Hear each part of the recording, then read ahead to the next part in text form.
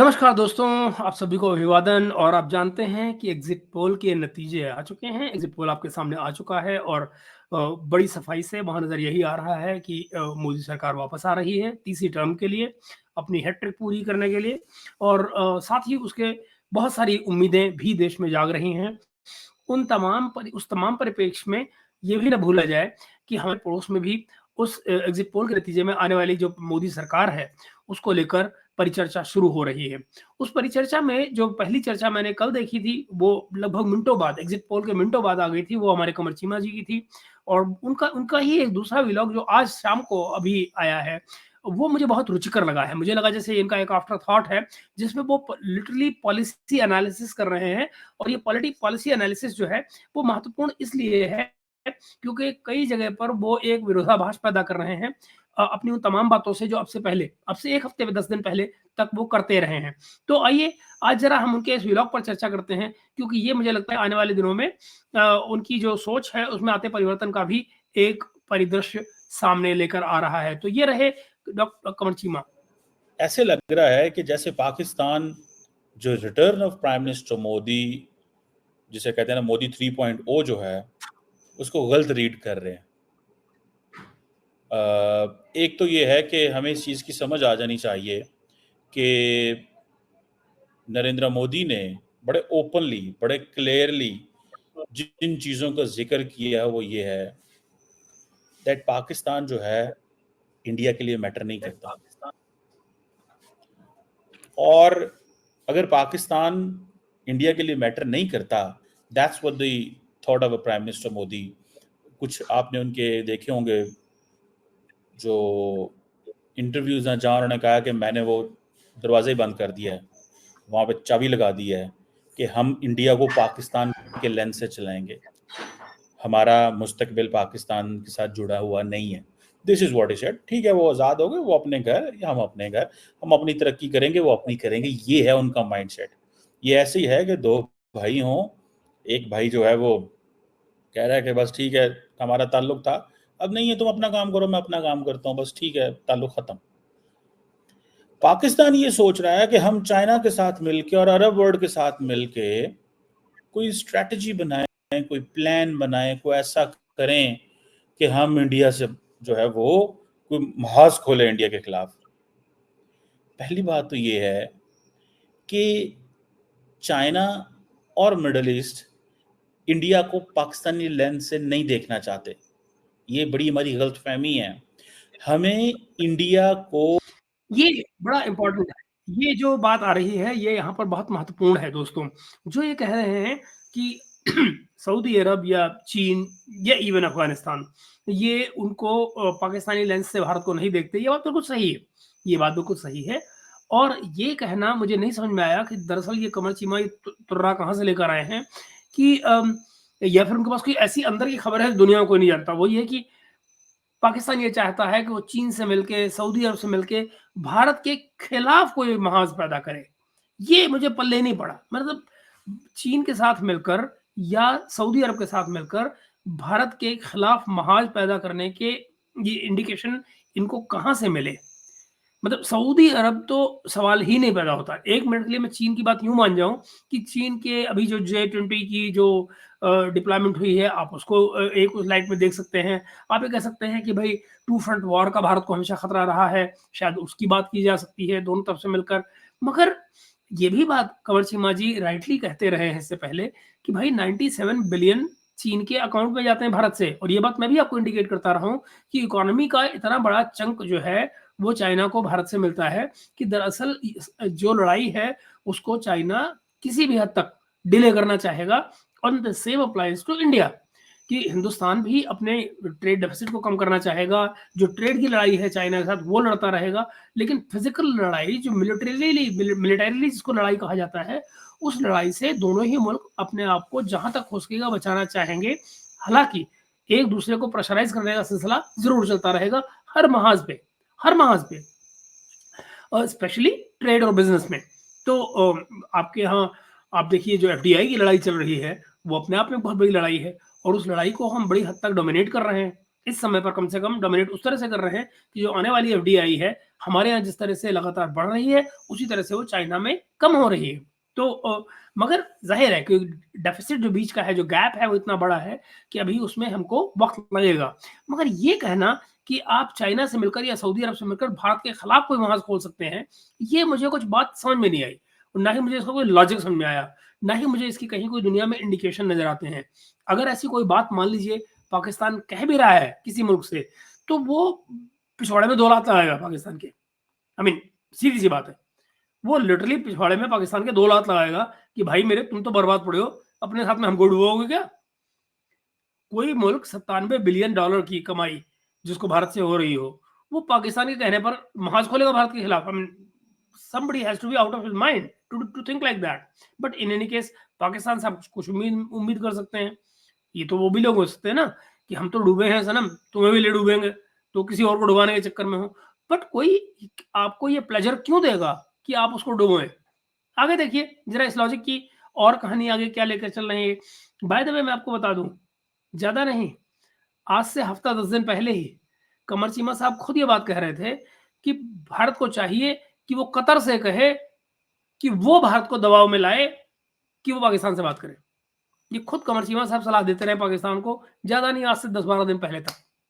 अभी अचानक आज पलटी मार रहे हैं, ठीक वैसे ही जैसे यूटर्न इमरान खान मारते हैं या पाकिस्तानी सरकार मारती है।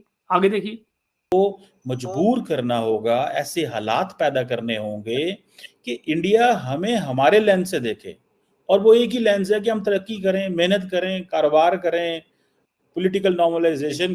एक बात आपको यह बतानी, जिस लेंस की ये बात कर रहे हैं कि चाइना और सऊदी अरब भारत को उस मुल्क से नहीं देखते, एक्चुअली इसके ऑन द कॉन्ट्रेरी, ये बात रह गई पीछे मुझे बतानी आपको, कॉन्ट्रेरी इवन अफगानिस्तान और चीन पाकिस्तान को भारत के लेंस से देख रहे हैं, इन टर्म्स कि दोनों ही ये कहते हैं कि आपके यहाँ टेररिज्म है और काउंटर टेररिज्म की तैयारी करो।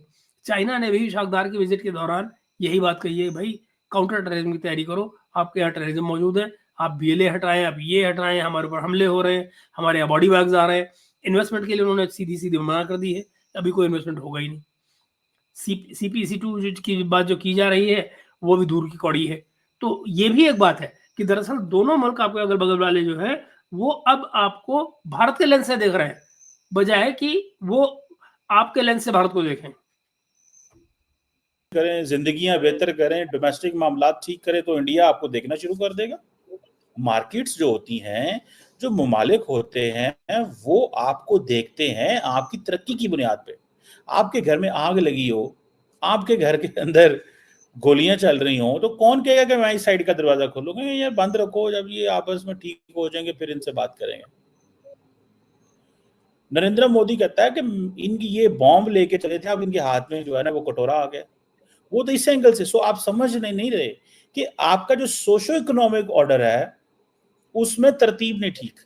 ये वो कह रहे हैं, बिकॉज वो कह रहे हैं कि पाकिस्तान के सोशो इकोनॉमिक ऑर्डर में तरतीब नहीं ठीक, इनसे बात करने का फायदे कोई नहीं है। हम कह रहे हैं कि हम चीन के साथ मिले। भाई चीन नहीं आपसे इंडिया के हवाले से बात करना चाहता।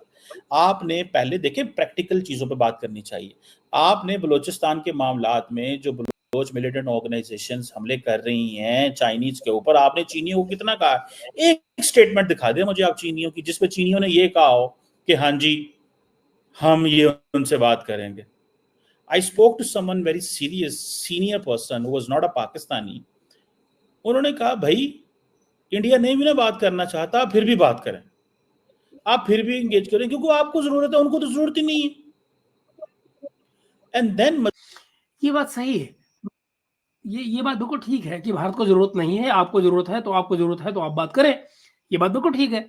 मगर फिर क्या होता है कि आपकी ईगो इतनी बड़ी है, आपकी अना इतनी बड़ी है कि आपको ये लगता है कि हम कोई बांग्लादेश है, हम कोई श्रीलंका है, हम कोई नेपाल और भूटान है। आपकी ईगो इतनी बड़ी है, जबकि हालत ये है कि आपकी इकोनॉमी आपको ले बैठी है। आप दरअसल न तो श्रीलंका है और न बांग्लादेश है। मैं इस हद तक कल भी ये बात कह रहा था कि दरअसल आप बिल्कुल ठीक करें, आप उनसे भी नीचे हैं। आपको असल में ये आपकी रिस्पेक्ट में इजाफा होगा अगर आपसे कोई बांग्लादेश की तरह बात करे। अगर आपको बांग्लादेश देश के बराबर की इज्जत देता है, इसका मतलब है कि आप तरक्की कर रहे हैं जनाब, मगर आप तो कर ही नहीं रहे। तो वहां तक आपकी डिमांड सही है कि आपको श्रीलंका या बांग्लादेश की नज़र से नहीं देखा जाना चाहिए, आपको श्रीलंका या बांग्लादेश की तरह नहीं ट्रीट करना चाहिए, क्योंकि दरअसल आपकी औकात उनसे भी नीचे ऑन एवरी फ्रंट। ये F-16 रखना, JF-17 बना लेना, ये आपके क्रेडिट को नहीं जाता है, ये आपकी इकोनॉमी को और भट्टा बिठाता है। आप समझिए, ये भी आप जानते हैं कि ये जो मिलिट्री जो जिन गैजेट्स को आप बनाने का दावा कर रहे हैं, दरअसल वो आपके यहाँ असेंबल होते हैं, बनते आपके यहाँ है नहीं, है ना? आप जानते हैं ना कि आज तक कभी भी आपको जब कभी किसी जगह जाकर इनको बेचने की कोशिश करनी पड़ती है, तो वो तमाम कोशिश मार्केटिंग की चाइना कर रहा होता है, आपकी वो सुनता नहीं है। आपकी ये हैसियत नहीं कि आप कहीं जाएँ इसको बेचने। सिर्फ वो बस नाम आपका टैग लगा हुआ है, टैग लाइन चली हुई है। एनीवे, आगे देखिए क्या कहते हैं साहब। मजे की बात ये है कि हम ये कह रहे हैं कि जी चाइना के लेंस, चाइना क्यों देखेगा? चाइना के लिए तो वो $97 बिलियन का फॉरेन एक्सचेंज लेके आते हैं यार। वो 97 अरब डॉलर, 100 अरब डॉलर भेजते हैं इंडियन चीनियों को। आप क्या भेजते हैं उन्हें? Dead bodies. और फिर डेड बॉडीज के अगेंस्ट $2.5 मिलियन, मतलब उन बॉडी बैग्स का पैकेज। ये थोड़े ही कर रहे हैं आप। सो आप अगर ये देख रहे हैं ना कि हम उनको देखेंगे, चीनियों के साथ मिलकर कोई स्ट्रैटेजी बनाया, वो चीनियों के साथ आपकी स्ट्रैटेजी क्या कामयाब होगी? सवाल ही पैदा नहीं होता। The Chinese are not going to listen to you. Narendra Modi कहता है कि उनको अपने 2 वक्त की रोटी खाने दे, जैसे वो खा रहे हैं, हमारा उनसे कोई लेना देना नहीं। ये है माइंड। अब पाकिस्तान और क्या सोच रहा है? पाकिस्तान ये सोच रहा है जी कि नरेंद्र मोदी जो मैनिफेस्टो में लिखता है उसको इंप्लीमेंट करता है। उसने राम मंदिर का लिखा था, उसने कर दिया। उसने 370 का लिखा था, उसने कर दिया। उसने कर दी चीजें। अब कई लोग ये कह रहे हैं जी, मुझे तो ऐसे लग रहा है कि जैसे पाकिस्तान के अंदर खौफ आ गया, नरेंद्र मोदी आ गया। हालांकि खौफ वाली बात ही कोई नहीं है इसमें। आप कौन सा डिपेंडेंट है इंडिया के ऊपर? हाँ, थोड़ी सी मेडिसिन वगैरह के लिए डिपेंडेंट है, और क्या चीजें चाहिए? मतलब आपका कौन सा क्या कुछ आता है वहां से? मतलब it's going to be another 5 years just the same, 10 years more, that's it. दोस्तों दोस्तों थोड़ा सा गौर कीजिएगा, ये जो बातें कह रहे हैं ना, हम कौन सा भारत के ऊपर डिपेंडेंट है? अभी आप देखिएगा अपने आप को कैसे कंट्राडिक्ट करेंगे खुद ही। फिर ये इस बात के लिए रोएंगे कि कैसे माल घूमकर दुबई के दलालों के जरिए होते हुए, जिसमें भारत भी मुनाफा कमा रहा है, दुबई भी मुनाफा कमा रहा है, वहाँ के दलाल भी कमा रहे हैं, और उसके बाद में माल घूम के पाकिस्तान पहुँच रहा है और पाकिस्तान उस माल को खरीद रहा है महंगे दामों में, जबकि 100 किलोमीटर के डिस्टेंस पे पंजाब में वाघा बॉर्डर के जरिए वो माल लिया जा सकता है हमारी भला से। तुम यहाँ से ना लेके वहाँ से लो, ठीक है। ये ट्रेड बंद कर रहा है, किसकी चॉइस थी? खुद पाकिस्तान की। इमरान खान ने बंद किया था, आपको याद हो, है ना, वो 370 के बाद में। मगर दोस्तों ये जो बात कह रहे हैं हम कौन सा डिपेंडेंट है, देखिए अब ये चीमा साहब की पॉलिसी का जो एक भोड़ापन है, यूं कहिए। यहाँ पर ये कह रहे हैं हम कौन सा डिपेंडेंट है, और अभी आगे चल के इसी बात पर रोएंगे कि कैसे पाकिस्तान में बर्बादी ले रहा है इस सारे माल को जो कि सीधे सीधे मिल सकता है वहां से घुमा के लेकर। तो ये है आपकी डिपेंडेंसी। ये अंडरलाइन करता है आपकी उस डिपेंडेंसी को कि बिना भारत से डील किए हुए आपकी कैसे मौत आ रही है, और ये लगातार बढ़ेगा सीमा साहब, ये कम नहीं होने वाला। ये डिपेंडेंसी आपकी और बढ़ने जा रही है, और आने वाले दिनों में आप इसके नतीजे भी और देखेंगे। इनफैक्ट अंदर जो जो डिस्कॉर्ड, इससे पहले मैं व्लॉग कर चुका हूँ आज का, जिसमें मैं यही बता रहा हूँ कि कैसे ये डिस्कॉर्ड जो है वो जो विद इन सोसाइटी एग्जिस्ट करता है पाकिस्तान में, वो ले डूब रहा है इनको। खैर आगे देखें क्या कह रहे हैं। तो हमने ये 10 साल और गुजार लेंगे तो पिछले कौन सा 75 साल 65 साल में जो है वो बड़ा शीरो शक्कर थे इंडिया के साथ। क्वेश्चन ये नहीं है कि आपने इंडिया का बिहेवियर चेंज नहीं करना थ्रू थर्ड एक्टर, आपने अपना बिहेवियर चेंज करना है एज ए फर्स्ट एक्टर। ठीक है जी। पाकिस्तान के बारे में देख रहे हैं आप, ये मैं कह रहा हूं आपसे कि ये अभी 10 दिन 12 दिन पहले तक कह रहे थे कि हम पाकिस्तान को चाहिए कुवैत से बात करें। मैं ये बातें आपको क्यों पॉइंट आउट कर रहा हूँ? आप में से कई दोस्त मुझसे पूछते रहते हैं कि मैं चीमा के पीछे क्यों पड़ा हूँ। मैं पीछे नहीं पड़ा हुआ, मैं आपको बता ये रहा हूँ कि ये वो लोग हैं जो पाकिस्तान में एक थिंक टैंक हेड कर रहे हैं। ये वो लोग हैं जिनके थिंक टैंक की रिपोर्ट्स पाकिस्तान सरकार को जाती है, जिसके बेसिस पे वो शायद शायद पढ़ते हों, क्योंकि पढ़ना भी एक काम है, पता नहीं करते नहीं करते, पढ़ते हों और उनकी पॉलिसी फ्रेमिंग की बात होती हो, वो ना पढ़ते हो, उनको ब्यूरोक्रेट पढ़ते हो, जो भी हो। लेकिन आप ये देखिए कि खुद पॉलिसी को सजेस्ट करने वाले, पॉलिसी पर सोचने वाले लोग खुद कितने कन्फ्यूज़्ड हैं कि विदिन 2 वीक्स में अपनी सोच को बदल रहे हैं। अब कहा जा सकता है कि साहब सोच बदलना, वही भुट्टो वाली बात कि सोच बदलना तो पढ़े लिखे लोगों का काम होता है। यू टर्न लेना समझदार पॉलिटिशियंस का काम होता है। ये भी पाकिस्तान की ही थ्योरी है। तो ज़रा देखें कि ये सब बदलते हुए आगे क्या कह रहे हैं चीमा साहब। में वो उन्होंने टफ लाइन ली है तो लेने दें, सो व्हाट, आप भी लें, आप किसने रोका है? आपने ले लेके देख लिया ना क्या होता है, आपने टफ लाइन ले लेके देख ली है क्या होता है। भाई देखिए मेरी बात सुने, मुजाहिदीन तैयार करना एक और चीज है, मुजाहिदीन के साथ साथ कारोबार करना दूसरी चीज है। आपने सिर्फ मुजाहिदीन तैयार किए हैं, आपको बिल्कुल। पता ही नहीं है कारोबार करना कैसे है। आपके वजीर आजम ने ये कहा है कि वो जो पेपर वर्क तैयार करना होता है to convince the Saudis and Emiratis to come in Pakistan, वो आपको आता ही नहीं है। आपके मिनिस्टर ऑन टीवी कह चुके हैं कि हमारा जो स्टेट मशीनरी है उसके पास कैपेसिटी नहीं है कि हम उसको कहें कि आके हमारे लिए पेपर। मैं क्यों रोक रहा हूँ, इसलिए ये बात सही है, ये बात चीमा साहब सही कह रहे हैं, इनके जो पॉलिटिशियंस हैं वो भी बिल्कुल ठीक कह रहे हैं। क्योंकि मैंने ऐसे कलाकार देखे हैं, मैंने आपको बताया था कि इनके यहाँ मैं गुजरात यूनिवर्सिटी में गया था, और जो ग्रेजुएशन कर मतलब LLB करके बाहर आ रहे हैं, वो 1 पेज के सीधी-सीधी अंग्रेजी में 1 पेज की समरी नहीं लिख पा रहे थे। ये मैंने अपनी आँखों से देखा है। तो मैं आपको बताने की कोशिश कर रहा हूँ कि दरअसल आपकी जो कैपेसिटी है, और ये तमाम लोग ज़रा सोचिए सिविल सर्विसेज में आते हैं इनके यहाँ। हैरानी की बात होती है कि कैसे ये होता है। दूसरी तरफ कि ये जो पेपर वर्क की बात कर रहे हैं, आपको मैंने कल ही बताया था कि चाइना ने फिज़िबिलिटी रिपोर्ट के पैसे देने से मना किया, क्योंकि फिज़िबिलिटी रिपोर्ट खुद नहीं बना सकते।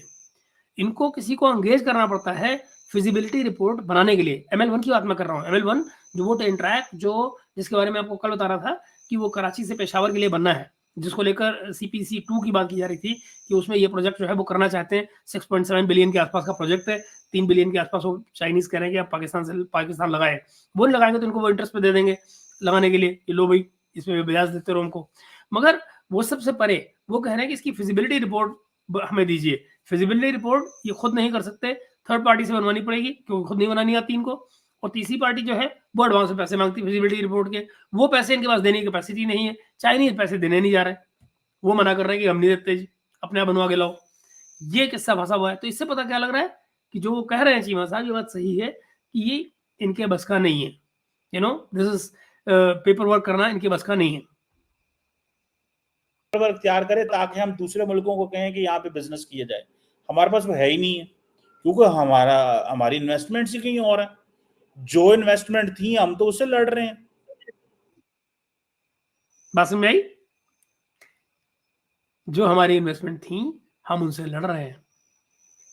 जितना हमारी कैपेसिटी थी हमने उससे ज़्यादा इन्वेस्ट कर दिया है। इसके माने क्या है? तालिबान, टेररिस्ट। जितनी संभालने की औकात थी उससे ज़्यादा टेररिस्ट ऑर्गेनाइजेशन में खर्चा किया हुआ है। उस खर्चे का मतलब इन्वेस्ट किया हुआ है, एनर्जी लगाई हुई है, अपने रिसोर्सेज लगाए हुए हैं उन लोगों को बनाने में जो दुनिया में आतंकवाद फैलाते हैं, जिन्हें मुजाहिदीन ये कहते हैं, कभी टेररिस्ट कहते हैं, depending upon which side the fence they are. Bharat के खिलाफ लगे हुए तो मुजाहिदीन है, और इनको इनकी मार लगा रहे हैं तो वो टेररिस्ट हैं। बट बनाए हुए दोनों ही इनके अपने हैं। ये हालत है। किसी को क्रिएट किया तुमने अपने सर्कमस्टेंसेस बनाकर, किसी को बाकायदा इन्वेस्ट करके। ये हालत है। तो ये वो उसकी बात कर रहे हैं कि वो उनका साइज इतना बड़ा हो गया है। बड़ा इसलिए हुआ है कि उन्होंने बड़ी मेहनत से उनको तैयार किया है। सो हमने ज्यादा फोकस कर दिया उन चीजों पे, अब हमारा साइज बड़ा हो गया हुआ है। ठीक है जी, अब हमारा साइज बड़ा हो गया है, अब क्या करें? अब हमारा साइज बड़ा हो गया हुआ है। ठीक है जी, हम कह रहे हैं वो जी मोदी जो इंडियन माइनॉरिटीज है ना, हमें इंडियन माइनॉरिटी अपनी माइनॉरिटीज की कोई फिक्र नहीं, इंडियन माइनॉरिटीज की फिक्र पड़ी हुई है हमें। ओ भाई, अमेरिका को इंडियन माइनॉरिटीज की कितनी फिक्र है, बरतानिया को कितनी है, यूरोपियंस को कितनी है, बाकी दुनिया को कितनी है। आप अपनी लाइन लेंथ सीधी करें। हम जब इंडियन माइनॉरिटीज की बात कर रहे होते हैं तो we are talking it from a mind set कि बिकॉज बाकी चीजें तो चल नहीं रही तो चलो इंडियन माइनॉरिटीज तो रौला पा दो, ठीक है, गुड पॉइंट, ऑब्वियसली, मतलब कुछ तो कहना होता है ना, मतलब ये माइंडसेट टिपिकली पाकिस्तानी है। अब कुछ तो कहना होता है ना, मतलब गाली देनी है, गाली देने कोई भी गाली दे दो, माँ की, बहन की, कुछ भी गाली दे दो, कुछ नहीं मिल रहा माइनॉरिटी पे गाली दे दो, चाहे अपनी माइनॉरिटी नहीं समझ रही हो, चाहे अपना घर नहीं समझ रहा हो, क्या फ़र्क पड़ता है? मगर दूसरे को कुछ ना कुछ कहना है, कहने के लिए कुछ ना कुछ तो कहना पड़ेगा ना। कुछ तो लोग कहेंगे, लोगों का काम है कहना, तो ये वही लोग हैं, इनको कुछ ना कुछ कहना है, कह दो, क्या फ़र्क पड़ता है?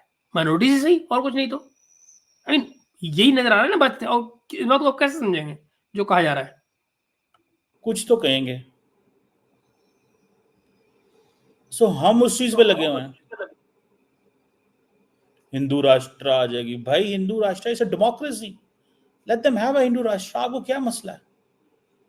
आप अपना मुल्क, आपने नहीं इस्लामिक स्टेट बनाई हुई जिसमें आपने लोग, आपके मुल्क के मुल्ला पकड़ के नॉन मुस्लिम को जबरदस्ती मुसलमान कर देते हैं, आपको बड़ा मसला हो रहा है माइनॉरिटीज का, दूसरे मुल्कों की, वो जो कर रहे हैं दुनिया देख रही है, जो मणिपुर में हुआ है, जो कश्मीर में हुआ है, जो अदरवाइज इंडिया के अंदर है, दुनिया को नजर नहीं। एक सेकंड शिवा साहब, ये कश्मीर में क्या हो गया भाई? क्या हो गया कश्मीर में? कश्मीर में दुनिया इन्वेस्ट कर रही है, कश्मीर में इस साल का सबसे ज़्यादा टूरिस्ट आया है, कश्मीर में पीसफुली इलेक्शन हुए हैं, कुछ देख रहे हो? इनमें से कुछ भी ऐसा है जो आपके कश्मीर में होता है? कश्मीर का नाम लेने से पहले 3 बार सोचा करो, तुम्हारी औकात नहीं है कश्मीर का नाम लेने की। आपने कश्मीर पे और भी बड़े कमेंट किए हैं, अपन उनकी बात भी करेंगे, लेकिन पहले हम आपकी बात कर लें। मणिपुर के बारे में क्या जानते हैं भाई? क्या जानते हैं मणिपुर के बारे में? कुछ भी तो नहीं। कभी गए हो मणिपुर? कुछ देखा है मणिपुर का? क्या डिटेल जानते हैं आप? अगर नक्शा रख दिया जाए भारत का आपके आगे, हिंदुस्तान का, तो मणिपुर ढूंढना भारी पड़ जाएगा आपको। तो जरा संभाल के, ऐसे ही नहीं, क्रिटिसिज्म सिर्फ क्रिटिसिज्म के नाम के लिए नहीं किया जाता। मगर फिर भी अब आप तो आप हैं, और आपके साथ में टैग लगा हुआ है नेशनैलिटी का, पाकिस्तानी, कुछ तो बोलेंगे ना, जैसे आपने कहा। और कुछ नहीं तो रैंटिंग करनी है। दरअसल आप जो कर रहे हैं, ये एनालिसिस है ही नहीं। मैं लोगों को दिखा इसलिए दे रहा हूँ कि आपको बड़ा खूबसूरत एनालिसिस कर रहे हैं। मैं दिखा रहा हूँ कि दरअसल आप रैंट भी करते हैं। What you doing today is nothing but ranting. आ रहा, सबको नजर आ रहा है। कोई बिहेवियर में तब्दीली देखी है? नहीं, कुछ भी नहीं। अगले दिन मैं देख रहा था यूरोपियन यूनियन ने कुछ पैसे भेजे हैं उधर मणिपुर में, कोई पता नहीं किस डेवलपमेंट के लिए, थोड़ा सा उन्होंने कहा ठीक है हम ये भेजना चाहते हैं, और उसके अलावा क्या है? हमें आपका उनकी माइनॉरिटी से क्या ताल्लुक है? आज आपकी बातचीत इंडिया से शुरू हो जाए, आप इंडियन माइनॉरिटीज की बात ही नहीं करेंगे, आप खामोश हो जाएंगे, क्योंकि आप कहेंगे अब मजबूरी है, बोलना है, हमारे और मामला चल रहे हैं, माइनॉरिटीज वाला केस। आप ना कहें चिम्मा साहब, हम जानते हैं आपको, आप वही तो हैं। आजकल फलस्तीन का झंडा आप उठाए फिरते हैं सारे, बार बार फलस्तीन फलस्तीन करते रहते हैं, क्योंकि वही आप हैं कि आपके ही जनरल जिया, जो कभी ब्रिगेडियर हुआ करते थे, वो कैसे पेल कर आए थे फलस्तीनियों को, याद है ना? जॉर्डन में, जब वो जॉर्डन गए थे एज ब्रिगेडियर, और कैसे मारा था उन्होंने वहाँ पे फलस्तीनियों को। तब कहाँ थे आप? कब कहाँ था मुसलमान पना? तब कहाँ आपको गई थी इस्लाम? तब कहाँ गए थे फलस्तीनी ना? तब आप कुछ नहीं सोचा। क्यों? पैसे में जाने में पैसे मिलते हैं यार, जहाँ पैसे मिले वहाँ सब कुछ भूल जाते हैं। कभी वीगर मुस्लिम्स की याद आई है आपको? चाइना वाले नहीं आती ना, क्यों? पैसे, सीपीसी, पावर, आईपीपीज, यूएन में सपोर्ट, यही तो है। एक्सचेंज रेट चल रहा है बाकायदा, नहीं? दबा दो थोड़ा सा, मिनॉरिटीज वाला केस दबा दो। सो ये आपके इंटरेस्ट के ऊपर डिपेंड करता है ना। पाकिस्तान में आज एक टीवी डिस्कशन में सुन रहा था, पाकिस्तान के जो टॉप के डिप्लोमेट्स हैं और लोग हैं, मतलब दे वर ऑफ द व्यू, कुछ बड़े कॉशियस थे, कुछ ओपन थे, और वो कह रहे हैं जी कि मैनिफेस्टो में इंडिया ने, अब बीजेपी ने अपने मैनिफेस्टो में नहीं लिखा हुआ कि वो आजाद कश्मीर को बाय हुक और क्रोक विद फोर्स लेंगे, नहीं लिखा हुआ। ये रेटरिक है। कई लोग कहते हैं रेटरिक खत्म हो जाएगी, मेरा नहीं ख्याल रेटरिक खत्म होगी, चलेगी, but on the basis of situation. उन्होंने आपको, they have put you, you are standing on your toes, आप अपने टोज पे खड़े हुए हैं, कब उनका मैसेज आएगा, कब उनका फोन आएगा। ऐसे थोड़े मुल्क चलते हैं फॉर अ मोमेंट। चीमा साहब, एक्चुअली बात इसकी उल्टे है। हमने आपको आपकी टोज पर नहीं खड़ा किया हुआ, हमने आपको मैट पर डाला हुआ है। इसे कहते हैं मैट पे गिरा होना।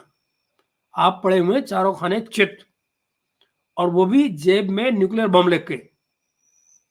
जरा भी दाया बाया वो फट जाएगा, है कि नहीं? तो इसलिए ये कहना गलत है कि आप टोज पे हैं। और टोज पे खड़े होना भी कोई बड़ी अच्छी हालत नहीं होती, उसमें भी आपको गिरने के पूरे चांस रहते हैं। टोज पे बहुत देर तक नहीं खड़े हो सकते, है ना? जबकि सच्चाई ये नहीं है, आप देख गलत एंगल से रहे। Actually you are lying on the mat, पड़े हुए आप जमीन पे। पहलवानी में होता है ना, रेसलिंग में होता है एक पोजीशन, ऑन द मैट, तो वो आप पड़े हुए उस तरह से, ऑन द मैट। ये है सच, समझिए इस बात को। कोई हैसियत नहीं है उसमें आपके, कुछ नहीं कर सकते आप। आपको अपने गुड ऑफिसेज इंगेज करने पड़ते हैं दुनिया में, अगर आप कहीं कर सकते हैं तो। अगर कहीं कर सकते हैं, अगर आप दुनिया में कहीं गुड ऑफिसेस, ठीक है जी, कर सकते हैं तो करें, गुड, इट्स दैट्स फाइन। लेकिन क्वेश्चन ये है कि कैसे होंगे गुड ऑफिसेस? जब भी आप जाते हैं मिडल ईस्ट के बाद, आप कहते हैं पायन अगर इंडिया ना गल कराओ, कहते यार कितने गल करनी है, पीडीएम ने करनी है, इस्लामाबाद ने करनी है। अगर इस्लामाबाद ने करनी है तो कैसे होगी? एंड देन फिर आपके तो वो लड़ रहे हैं, आपका जितना डिवाइडेड हाउस है, आप कुछ कश्मीर के ऊपर ब्रेक थ्रू करा सकते हैं, बाकी चीज़ों पे ब्रेक थ्रू हो सकता है? नहीं हो सकता। क्यों नहीं हो सकता है? कश्मीर ब्रेक थ्रू एक ही हो सकता है, ये वाला तो गया, इसमें तो बात हो नहीं सकती, ये तो खत्म हो गया ना। आपको यही नहीं समझ में आ रहा, इंडियन साइड की कश्मीर में कोई इशू बचा ही नहीं है। एक पे ब्रेक थ्रू हो सकता है, वो है वो जो पाकिस्तान ऑक्युपाइड कश्मीर, पीओके, जिसे आप एम ही पता नहीं कैसे आजाद कश्मीर कहते हैं, जहां पे आजादी का कोई नाम निशान ही नहीं है। पिछले 1 साल से जो कुछ चल रहा है पीओके में, आपके वाले ऑक्युपाइड कश्मीर में, जिसको आपने ऑक्युपाई कर रखा है, वो आप जानते ही हैं क्या है। तो भारत को, जिसको आप ताना दे रहे हैं, जिसको आप आगे भी बताने जा रहे हैं कि भारत कुछ नहीं करेगा, भारत को जरूरत तो क्या है कुछ करने की? आपने ऑलरेडी वहां भारत का काम कर रखा है। वहां आपने इतना इतना बंटवारा कर रखा है, इतना वहां पर आपने डिस्क्रिमिनेशन कर रखा है ऑलरेडी, कि लोग रिएक्ट कर रहे हैं। तो भारत को कुछ करने की जरूरत क्या है? Why do you think India will interfere in there? No, India won't. India does not need to interfere militarily. Oh yes, oh yes. But then at any given point of time, international community आपसे ये जरूर पूछ सकती है कि दरअसल आप वहां कर क्या रहे हैं, आपका लोकल स्टैंड आई वहां क्या है। क्योंकि ये एरिया तो आपके कॉन्स्टिट्यूशन में भी नहीं है, जो आपके पाकिस्तान की बाउंड्रीज दर्ज हैं आपके कॉन्स्टिट्यूशन में, वहां तो कश्मीर है ही नहीं। तो आप वहां कर क्या रहे हैं महाराज? That's the question you need to answer some time, and you will have to answer that in days ahead. By days ahead I mean coming times, very soon. Let's see. क्योंकि वो बवाल जो वहां चल रहा है, वो जो वहां डिस्क्रिमिनेशन करके आपने हालात पैदा किए हैं, वो उबल रहे हैं ना। वो आगे कहां तक जाएंगे ये किसने देखा? तो भारत को कुछ करने की जरूरत नहीं है उसमें। आपका सबक वजीर आजम जेल से बैठ के आए, मैं आपको खत लिख रहा है, मेरी हुकूमत को पैसे ना दीजिएगा। वो कहता मैं भी तो अपोजिशन हूँ ना, मेरी भी तो एक सूबे में हुकूमत है। गलत तो नहीं है? मेरी भी तो एक सूबे में हुकूमत है ना, वो तो ये कह रहा है। सो ये पॉइंट जो है they are very significant. Pakistan की नरेंद्र मोदी को इतनी ही जरूरत है जितनी इलेक्शंस में तड़का है, बस, इससे ज्यादा कुछ भी नहीं है, इससे ज्यादा कुछ भी नहीं है। अगर आप समझते हैं कि इससे ज्यादा है तो ये आपकी भूल चौंक है, कुछ भी नहीं है आपकी वो उस हवाले से। तो डोंट ब्रिंग, वो नहीं लेके आते इस चीज को यार, वो नहीं लेके आते और ना ही वो लेके आना चाहते हैं। वो समझते हैं कि हमें तो जरूरत ही कोई नहीं है, इनसे बात क्या करना है। ठीक है जी। सो इंडिया का जो आइडिया है वो चेंज हो रहा है। सो अपने आप को चेंज करें, अपने आप को प्लान करें, रीडिज़ाइन करें। इंडिया एक और डिफरेंट लाइन एंड लेंथ में चल रहा है, इससे इस अंदाज से सोचें। Start thinking India from a different lens. It's but Cheema साहब, tell me one thing. what is happening inside you? What has it got to do with India? Why are you India obsessed? I mean, why should Pakistan be obsessed with India? अगर भारत जो है वो नहीं ध्यान दे रहा आपकी तरफ, तो आप भी तो अपना रास्ता ले सकते हैं. Why must India talk to you? Or for that matter, why must Pakistan talk to India? Why can't you have your own resources? Why can't you have your own economy? Why can't you have your own society working at large collectively? Why do you need India? आपने बिल्कुल ठीक कहा शुरू में. 2 भाइयों का था, बँटवारा हो गया, आप अपने घर खुश, हम अपने घर खुश, आप अपनी 2 रोटी खाइए, हमें अपनी 4 रोटी खाने दीजिए. हमारी पॉपुलेशन ज़्यादा है ना, इसलिए 4 हो जाती है. तो हमारी 4 रोटी चलने दीजिए. तन्नू की यार, हमने कैसे इकोनॉमी चलानी है, कैसे नहीं चलानी है. फालतू में इंडिया को लेकर आप परेशान करते हैं, और आपकी हर पॉलिसी डायरेक्टेड इस बात पे होती है कि हम कैसे इंडिया को तंग करें, कैसे इतना तंग करें कि वो हमसे बात करे. That's what your policy has been ever since independence, कि कोई ऐसे हालात पैदा कर दो कि इंडिया हमसे बात करे. टेररिज्म कर दो, इतना टेररिज्म कर दो कि भारत हमसे बात करे, फिर हम कहें दे दो कश्मीर. मतलब ये क्या पॉलिसीज होती है, मुझे बताइए. क्योंकि कोएग्जिस्टेंस में रहने की जो नीयत है वो तो आप लोगों ने कभी दिखाई ही नहीं 75-76 सालों में. तो why must India talk to you? Why do you need to talk to India? And why must we give you a chance to back stab us again and again? ये जो आप 2 दिन पहले कह रहे थे बशानी साहब को कि नेशंस एक दूसरे को चांस देते हैं, कब तक? 76 साल तक लगातार, और वो भी वन साइडेड. कितने चांसेस तो आप ले चुके हैं, और लेके वेस्ट ही नहीं किया है, आपने बैकस्टैब किया है. And we are not the only ones जिनके साथ ये हुआ है. वो आपकी नेचर में है. सो how should one trust you, and why should one trust you, and why can't one simply ignore you for whatever you are? Modi 3.0 Modi 3.0 India को डिफरेंट लेंस से खुदारा देखें, आपको समझ आ जाएगी क्या हो रहा है. लेकिन अगर आप ये कहेंगे कि पायन जो है वो क्या उसे बोलते हैं, बट ठीक है, खैर है, देखी जाएगी, कुछ नहीं होता, मोदी से बात कर लेंगे, उसकी वजह यह है कि हमारा जो पॉलिटिकल क्लास है वो ट्रांसफॉर्म ही नहीं हुई अभी तक.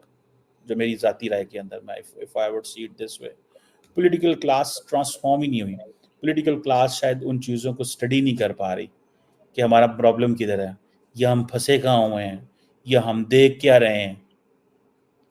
ठीक है जी, वो कह रहे हैं हम देख क्या रहे हैं, वो मतलब उनको कोई समझ नहीं आ रही, उनको कुछ समझ नहीं आ रही पॉलिटिकल क्लास को कि हमने क्या करना है और क्या नहीं करना. वो समझ रहे हैं कि वो पुराना तरीके का है, जहाँ मोदी साहब जब पी लाओगे आ गए हो बैजो. भाई आप तो इंडिया से कारोबार नहीं कर सकते. वो जिस स्टाइल पे, जिस लेवल पे वो चले गए हैं. कई लोगों का कहना यह है कि जी आप पाकिस्तान से अगर आप कारोबार मोदी साहब नॉर्मलाइज करेंगे तो उसका ग्लोबल स्टेचर होगा. भाई उसको नहीं चाहिए पाकिस्तान का ग्लोबल स्टेचर. आप क्यों नहीं समझते ये? उसका ग्लोबल स्टेचर तो ऑलरेडी है. इलेक्शन हो रहे हैं इंडिया के अंदर. American defence secretary Shangri La dialogue में सिंगापुर में कह रहा है कि हम तो बड़ा कुछ कर रहे हैं इंडिया के साथ. जब अमेरिकन भज के इंडिया आ रहे हों, ऑस्ट्रेलियंस आ रहे हों, ऑस्ट्रेलियन नरेंद्र मोदी के साथ इंडिया के अंदर मैच देख रहे हों, इंडियन प्राइम मिनिस्टर ऑस्ट्रेलिया जाए तो ऑस्ट्रेलियन प्राइम मिनिस्टर वहां आ जाए, कौन सा इमेज उन्हें चाहिए भाई? G20 में आपने देखा नहीं उन्होंने क्या, कनाडा को कैसे वो पड़ गए हैं, उन्होंने उनको लताड़ दिया. सो ये जो नॉटेड माइंड्स है ना हमारे, इनको अननॉट करना पड़ेगा भाई. इनको खोलें, ये अंदर की गिरह खोलें, समझें कि उधर क्या हो रहा है. हमें अपने आप को थोड़ा ट्रांसफॉर्म करना पड़ेगा. ठीक है, अगर आप ट्रांसफॉर्म नहीं करते तो कुछ भी नहीं है आपने क्या करना और क्या ना करना.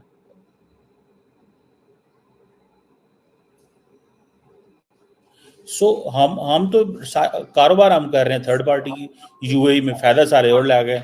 मैच हम खेल रहे हैं मिडल ईस्ट में जाके. ठीक है, इंडिया से चीज मंगवानी हो पहले यूएई आती है, यूएई का मिडल मैन जो है वो पैसे बनाता है, फिर वो हमारे पास आती है. डबल प्रॉफिट हम देते हैं. इंडियंस अलहदा प्रॉफिट कमाते हैं, अमाराती अलहदा कमाते हैं, आगे से हमारे लोग फिर अलहदा कमाते हैं. तो चीज यहाँ से बीच में से 100 किलोमीटर 200. ये मैं आपको शुरू में बता रहा था अब जरा पॉलिसी कंट्राडिक्शन आप देखिए, चीमा साहब एक थिंक टैंक हेड करते हैं वहां पर। आप जरा सोचिए एक बोल क्या रहे हैं, इसके शुरू में क्या बोल रहे थे, हम हिंदुस्तान से लेते ही क्या है, बस थोड़ी सी मेडिसिन, और क्या लेते हैं हिंदुस्तान से। अब क्या बोल रहे हैं, क्योंकि मेडिसिन तो डायरेक्टली लेते हैं हिंदुस्तान से, उसके लिए यूएई से नहीं आना पड़ता है। मगर अभी क्या कह रहे हैं कि सर हमारा यूएई से घूम के आ रहा है, यूएई वाले जो है वो भी पैसा कमा रहे हैं, इंडिया से पैसा कमा रहे हैं, और जो इनके अपने ट्रेडर्स हैं वो भी पैसा कमा रहे हैं। मर कौन रहा है, जो कॉमन पब्लिक है, जिसको उसके लिए पे करना पड़ता है few times more than what they would actually have to, अगर वो डायरेक्ट ट्रेड कर रहे हो। तो आप देखिए ना, ये वो पॉलिसी कंट्राडिक्शन है। जो आदमी इसी प्रोग्राम के शुरू हुए अब से 15 मिनट पहले ये कह रहे हैं कि नहीं साहब हम तो लेते ही गए हिंदुस्तान से, बस थोड़ी सी मेडिसिन, वो अब क्या कह रहे हैं, अरे हमारे यहाँ इतना सारा माल आ रहा है जो दुबई से आ रहा है। 15 मिनट के अंदर कंफ्यूजन आ रहा है, किलोमीटर में से कहां पहुंच जानी है। सो या तो एक पोजीशन ले लें, नहीं बात ही नहीं करनी, we will wait for a time, no messaging to India, या तो ये पोजीशन ले लें। ठीक है, ये जो पोजीशन है कि हम चाइना से बात करें, मिडल ईस्ट से बात करें कि प्लीज आओ उनसे बात करो, ये करो वो करो, उन्होंने भी तो आपको यही कहना है। और ये डरने की कोई जरूरत नहीं है कि जी वो कश्मीर ले लेंगे, वो नहीं ले सकते कश्मीर। यार क्या बात करते हैं आप, कश्मीर लेना कोई आसान काम है? आप क्या समझते हैं कि वो अपनी मिलिट्री मशीन एक्टिव करेंगे? A country which is progressing, do you think they want to get into any conflict? See this is the problem दोस्तों, इनका दिमाग जो है ना वो चलता ही एक ही ट्रैक पे है, ले लेंगे, मिलिट्री, वॉर, कॉन्फ्लिक्ट, इसके अलावा कुछ चलता ही नहीं। इनको ये नहीं पता कि सोसाइटीज दरअसल फंक्शन कैसे करती है, ग्रो कैसे करती है। इनको ये नहीं पता कि why must India involve with self military. इनको यही नहीं अंदाजा हो रहा कि आप जहां बैठे हैं वो कब्जे की जमीन है, आपको वहां कोई कब्जा ही नहीं है। इनको ये नहीं याद आ रहा कि जैसे जैसे आपका scope economic and political value दुनिया में आपकी कम होती जाएगी, उतना ही आप लोगों को के निशाने पे आ जाएंगे। फिर चाहे यूएन हो या इकोनॉमिक एजेंसी इंस्टीट्यूशंस हो, हर एक आदमी आपको दबा देगा, ठीक वैसे जैसे आईएमएफ इस टाइम दबा रखा है। जरा सोचिए कि फिर आप क्या कहेंगे अगर आईएमएफ अभी आपको मना कर दे, आप सब कुछ सरेंडर करने के राजी इस समय आईएमएफ के सामने। आने वाला बजट अगले हफ्ते में आपको ये दिखा देगा कि आपकी हैसियत क्या है, कि आप किस तरह से सरेंडर्ड है ऑलरेडी आईएमएफ के सामने। और ये कहना कि नहीं हिंदुस्तान को जरूरत नहीं है दोस्त, कोई जरूरत नहीं है लड़ाई की, हम क्यों लड़ाई करें। आपकी पब्लिक देख रही है कि दूसरे कश्मीर में क्या हो रहा है, वो लोग खुद अपने राइट्स के लिए खड़े होंगे, और हम at the most just like you moral and diplomatic support दे रहे होंगे, और ये सवाल उठा रहे होंगे कि आपका लोकस स्टैंडाई वहां पर क्या है, किस हक से आप कश्मीर के अंदर मौजूद हैं, किस तरह से आपने उसको ऑक्युपाई कर रखा है और क्यों कर रखा है, आपका लीगल स्टेटस वहां क्या है other than being an occupier, right. उसका जवाब फिर दुनिया को आप दे रहे होंगे, राइट। तो जरा समझाइए, अगर यूएनएससी के रिकमेंडेशंस के मुताबिक, गाइडलाइंस के मुताबिक, रेजोल्यूशन के मुताबिक, रेजोल्यूशन बेहतर शब्द है, रेजोल्यूशन के मुताबिक अगर हिंदुस्तान ये कहता है कि चलो प्रवन कराइए प्लेबिसाइट, तो कराओगे? है हिम्मत? जो हालात हैं इनमें प्लेबिसाइट करा सकते हो? तो बताओ कॉन्फ्लिक्ट कहां से आया। और अगर प्लेबिसाइट के बाद में उन्होंने चूज किया कि नहीं हम दूसरी तरफ जा रहे हैं, तो क्योंकि फ्री होने का तो ऑप्शन है ही नहीं यूएन में, इंडिया एंड पाकिस्तान का ही ऑप्शन है, राइट। पाकिस्तान की तरफ जाने वाला तो कोई अंधा और बहरा पागल ही होगा, राइट। तो बचा क्या। मैं नहीं कह रहा हूं हम लेना चाह रहे हैं, बट जरा सोचो तो सही कि वहां की पब्लिक क्या कह रही है, उनका मूड क्या है। क्या आप एग्रीमेंट साइन करते हैं और पीछे से रेंजर भेज देते हैं उनको गोली मार दो, ये आपकी हैसियत है, ये आपका पॉलिटिकल माइंडसेट है। 5 मिनट में जो है सिचुएशन खत्ते की बदल जाए, बिल्कुल 5 मिनट में। इंडिया ने एलओसी के ऊपर क्यों पाकिस्तान के साथ सीज फायर किया हुआ, आप क्या समझते हैं? हमें तो ये फायदा है, हम तो ऑलरेडी गरीब हमारा भुखे हैं, हमने कहा यार जेडे गोले बोले चल देने भी बंद करो। उन्होंने क्यों किया हमसे, और उसके ऊपर बड़ा सीधा सा है चिन्ह साहब, बड़ा सीधा सा है। हमारे दोनों के इकोनॉमिक इंटरेस्ट हैं। और दूसरी बात यार, कहाँ पिद्दी का शोरबा, कहाँ चीन, कहाँ तुम। आई मीन अपने आप को चीन से कंपेयर कर रहे हो क्या तुम? बावले हो गए हो, दिमाग खराब है। कहाँ चीन के साथ में खुद को, मतलब बांग्लादेश के साथ कंपेयर करने की आपकी ऐसी हैसियत नहीं है। कंपेयर कर रहे हैं अपने आप को चीन के साथ में, कि भारत और चीन के कैसे संबंध है, आप उस तरह कमाल ही है ना आपका भी। ये कैसी सोच है यार? जमीन पे आओ, नीचे आओ, थोड़ा पैर जमीन पे रखो और फिर आपको होश आएगा कि दरअसल आप हैं कहाँ। हवा में उड़ने से 5 मिनट में खत्ते की पोजीशन कैसे बदलोगे भाई? हैं? क्या है तुम्हारे पास? जरा बताना। मिसाइल, हवाई जहाज, ये जो S-400 खड़ा है, काय के लिए खड़ा है? इसी दिन के लिए खड़ा है ना। ये जो रुद्र बना है, जिसको लेकर आपने 5 मिनट के अंदर भाग के आपने उसमें प्रोग्राम किया था, वो क्या है? वो इसी दिन के लिए तो है। रुद्रा के साथ तो हम JF-20 की तरह तैयारी कर रहे हैं। आपके जो ये पुराने F-16 पोला जो है, इनकी तो कोई बात ही नहीं कर रहा। JF-17 को कभी ट्राई किया आपने मिलिटरीली? एक काम करो, वजीरिस्तान में ट्राई कर लो या बलूचिस्तान में ट्राई कर लो। आप लोगों को तो आदत है अपने लोगों को मारने की, है कि नहीं? तो बलूचिस्तान में ट्राई कर लो, फिर देखो क्या मजा आता है। इसी बहाने JF-17 चेक भी हो जाएगा। नहीं, निशाना ठीक है नहीं, इंजन चलता है नहीं, कहीं बलूची उड़ा दे तुम्हारे जहाजों को, ये भी नहीं पता। तो कुछ तमीज की बात करो यार। क्या जरूरत है हिंदुस्तान को तुमसे पंगा लेने की, या कि तो अपनी इकोनॉमी खराब करने की? आपके लोग चल के गए इधर आ रहे होंगे तो फिर क्या करोगे? तो अपनी जमीन अगर खुदा ऑफर कर रहे होंगे तो हर बात को आप मिलिट्री से क्यों जोड़ देते हो उठा के? कोई जरूरत नहीं है। खत्ते की पोजीशन चेंज जरूर होगी पर मिलिटरी नहीं। ऑनर कर रहे हैं, क्यों कर रहे हैं भला? वो इसलिए कर रहे हैं, they don't want to give a message to the foreign investors that कि हमारी हर पास लड़ाई है, चीन से भी लड़ रहे हैं, पाकिस्तान से भी लड़ रहे हैं। उन्होंने तो बड़ा अच्छा किया, उनको तो फायदा हुआ इस चीज का। और बाय द वे, चीन से लड़ रहे हैं, हमको तो दुनिया कह रही है चीन से लड़ो, हम नहीं लड़ रहे ना। इस बात का अंदेशा तो चीन को भी है। हमारी लड़ने किसी से, हमने कब लड़ाई की बाबा?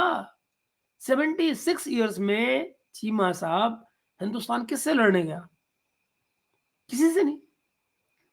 आपके लोग कहते हैं कि चारों जंगें आपने शुरू की और चारों में पैंट उतार के भाग गए। चारों में पैंट उतार भाग गए। हमेशा क्या होता है आप लोगों की? मारने के लिए कौन मिलते हैं? पश्तून, बलोची, वजीरिस्तान वाले, यही तो होते हैं। आप इनको आप मारते रहते हैं। आने वाले दिनों में फिर और भी वो मारेंगे भी। ये आसिम मुनीर की गद्दी हिल तो रही है ना इमरान खान के चक्कर में, तो होगा क्या? अपने लोगों को फिर मारना शुरू कर दोगे। फौज जीती, मतलब दुनिया आज तक कंफ्यूज है कि इतने सारे मेडल जो लगाए घूमते हैं आपके फौजी, कि ये आए कहाँ से, किस बात के लिए आए? क्योंकि हर जंग तो आप लोग हारे हैं। जब सोचिए ना, कैसी बातें कर रहे हो यार। और हमने गुडविल जेस्चर देने थे कि यार हम साढ़े बाजवा साहब, उनके बारे में ये था, वो तो लेटे हुए हैं, वो तो कहते गल करनी मैं किसी तरीके, मुझे जो मर्जी है मेरी गल कराओ, वो तो ये कहते हैं। So the point here is कि आप भाई मेहनत जरूर करो, काम करो, पर समझो वो चेंज कैसे हो रहे हैं।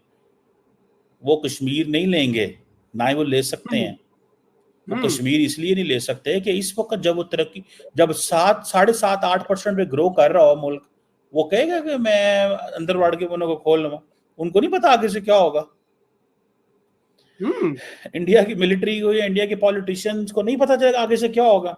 आगे से वो होगा जो उन्होंने सोचा भी नहीं कभी होगा। really? तो आप इन चीजों से ना डरें कि वो क्या है, कुछ भी नहीं होने वाला। आपको घर तब्दील करना है, वो आप करना नहीं चाहते। असल प्रॉब्लम है हम फिर दूसरे को कहते हैं नहीं वो इंज हो गया, वो इंज करता पिया, वो मुंह बंद है, खुला है, और नक वागदा पिया इंज।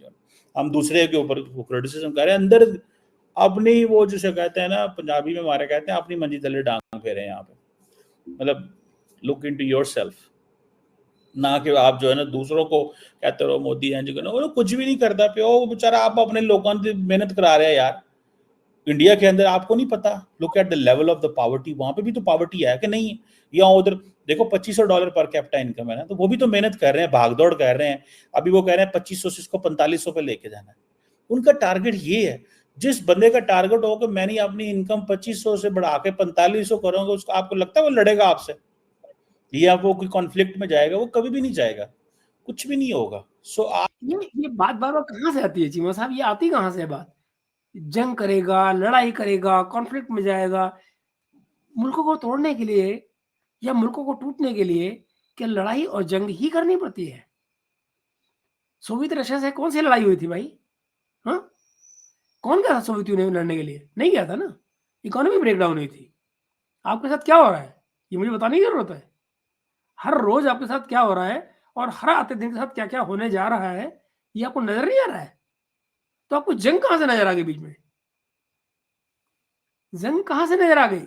कल को तेल बंद हो गया ना आपका, मान लीजिए, इमेजिन कीजिए एक सिचुएशन, मिडल ईस्ट से अगर आपको तेल मिलना बंद हो गया ना, मुफ्त का मिलता है, किस्तों में मिलता है, पैसे देने के लिए, राइट? तो फ़ौज लड़ने लायक भी नहीं बचेगी, है ना? ये जो न्यूक्लियर का तमाशा आप लेके घूमते रहते हैं, ये पता लगेगा आप न्यूक्लियर बम को नाश्ते में खा रहे होंगे आप। अगर एक काम कर सकते हैं, अगर हम पे एहसान कर सकते हैं, तो आप बैठ के आप अपने ये जो एलीट है पाकिस्तान की, जिनके लिए ये मुल्क बना हुआ है, जिनको हम एज पर यूएनडीपी की रिपोर्ट के मुताबिक हम 18 अरब डॉलर देते हैं सालाना, और वो पैसे हम अपनी बच्चों पे नहीं लगा सकते, वो बच्चों की सेहत पे नहीं लगा सकते, वो हम अपने इंफ्रास्ट्रक्चर पे नहीं लगा सकते, क्योंकि हमारी एलीट को 6-6 गाड़ियाँ चाहिए प्रोटोकॉल वाली, हमारे वज़ीर आज़म को प्रोटोकॉल चाहिए, हेलीकॉप्टर चाहिए। दुनिया का कोई वो किसी, मुझे पता नहीं किसने क्या कहा था यार, इंडिया में किसी ने मुझे कहा था, ये कहते नहीं किसी ने बाहर से कहा था, उसने कहा पाकिस्तान का प्रॉब्लम ये है कि पाकिस्तान चलता है क्रेडिट कार्ड पे, और इंडिया जो है वो कहता है हम चलते हैं डेबिट कार्ड पे। जितना है लगा लेंगे, ਅਸੀਂ ਕੀ करने ਸਾਡੇ ਕੋਲ नहीं ਹੁੰਦਾ, ਅਸੀਂ ਅੱਗੋਂ ਵੀ ਮੰਗ ਲੈਂਦੇ ਆ, ਦਿਆਜ 10 ਲੱਖ 20 ਲੱਖ 50 ਲੱਖ वो भी लैके ला जाने, फिर ਅਸੀਂ ऐब। सो यहाँ पे थोड़ी सी सिचुएशन ये है, माइंडसेट को चेंज करने की ज़रूरत है।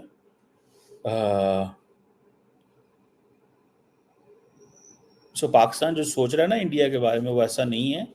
इंडिया आपके ताकतवर होने का इंतज़ार कर रहा है। कमज़ोर तो आप ऑलरेडी हैं, आपके ताकतवर होने का इंतज़ार कर रहा है। समझ गए हैं? उसको ये है कि आप ताकतवर हो जाएं तब आपसे बात की जाए। कमज़ोर से कौन बात करता है? कमज़ोर से तो किसी का बात करने का दिल ही नहीं करता। छड्डो यार। आपने मुगले आज़म फ़िल्म देखी है? सीमा साहब, हमारे यहाँ से उसको उस तरह का डायलॉग है, अमेरिका आपको मरने नहीं देगा, हम आपको जीने नहीं देंगे। दिमाग की गाल कर, उनका क्या है, छोड़ो। That's how they are like this. वो ये हैं वो, ठीक है ना? सो लिहाजा कोई परेशान होने की लोड़ नहीं, टेंशन ना लो, कुछ भी नहीं होने वाला। सिर्फ अपने पैरों में पार पा के खड़े हो जाओ और अपनी तरक्की करो, अपने मामलात इंटरनल ठीक करो। ये जो 12 अरब डॉलर के पर्सनल वेल्थ मिडल ईस्ट में निकली है ना, इस तरह पूरी दुनिया में छुपी हुई है। मुझे अगले दिन एक एम्बेसडर कहते हैं किसी मुल्क के, कहते हैं यार आपके अच्छे लोग हैं, इतना पैसा तो आपका पार्क के बाहर पड़ा हुआ है, आप 2-2 अरब डॉलर जाके मंगन डे हो। कहो अपने लोगों को पैसे लैके आओ, ਤੁਹਾਡੇ लोग तो इतने लाते नहीं है पैसे, and you ask us to finance us 2 अरब दे दो, 1 करोड़ दे दो, 300 दे दो, 200 दे दो, मिलियन दे दो, 2 मिलियन दे दो, ऐसा तुम मांगते फिरते हो और अपने पैसे बाहर भेज रहे हो। मैं आपको अभी भी बता सकता हूँ, पाकिस्तान की ब्यूरोक्रेसी और पाकिस्तान के पॉलिटिशियन आज भी पाकिस्तान से पैसा बाहर भेज रहे हैं, तड़ भेज रहे हैं, हर बंदा बाहर भेज रहा है। और बाहर कहते हैं पाकिस्तान पैसे लैके आओ यार, इतने पैसे लैके आओ ना प्लीज। लोगों को अब कहानी समझ लग गई है, वो कहानी का ये जो ट्विस्ट लेके आए कहानी में, ताकि आपकी इज्जत भी हो और दुनिया आपके साथ भी चले। ये ना होगा कि नरेंद्र मोदी सर्जिकल स्ट्राइक करे तो दुनिया के उनके पास राइट टू सेल्फ डिफेंस है। समझ रहे हैं बात को? ये नैरेटिव ठीक नहीं है। Thank you. जी, चीमा साहब, नैरेटिव तो यही चलेगा और यही नैरेटिव है और आने वाले दिनों में ये नैरेटिव आपको बढ़ता नज़र आएगा। I am sorry to say this, but that's how facts are. तो भुगतिए आप। आपका रैंट आज जो था वो बड़ा खूबसूरत था। इससे आपको कंट्राडिक्शंस भी नज़र आए हमको और जितने विरोधाभास हैं आपकी बातों में, वो भी नज़र आए और ये भी पता लगा कि आपकी ही तरह आपके मुल्क की पॉलिसी कितनी कन्फ्यूज़्ड है। जहाँ आप जैसे लोग थिंक टैंक हेड कर रहे हो और एक ही 20 मिनट के व्लॉग में 3-3 तरह की बातें बोल जाएँ, तो फिर और क्या कहा जाए? This is how it works. तो दोस्तों, यही आप शेयर करना था मुझे। ज़रा अपनी राय दीजिएगा चीमा साहब की इन तमाम बातों पर, पाकिस्तान की पॉलिसीज़ पर और इस सारे आज की कमेंट्री पर। इंतजार रहेगा आपकी तमाम बातों का जो आप लिखेंगे नीचे कमेंट्स में। लाइक एंड शेयर कीजिएगा इस वीडियो को और सब्सक्राइब कीजिएगा चैनल को। Thank you very much, see you very soon.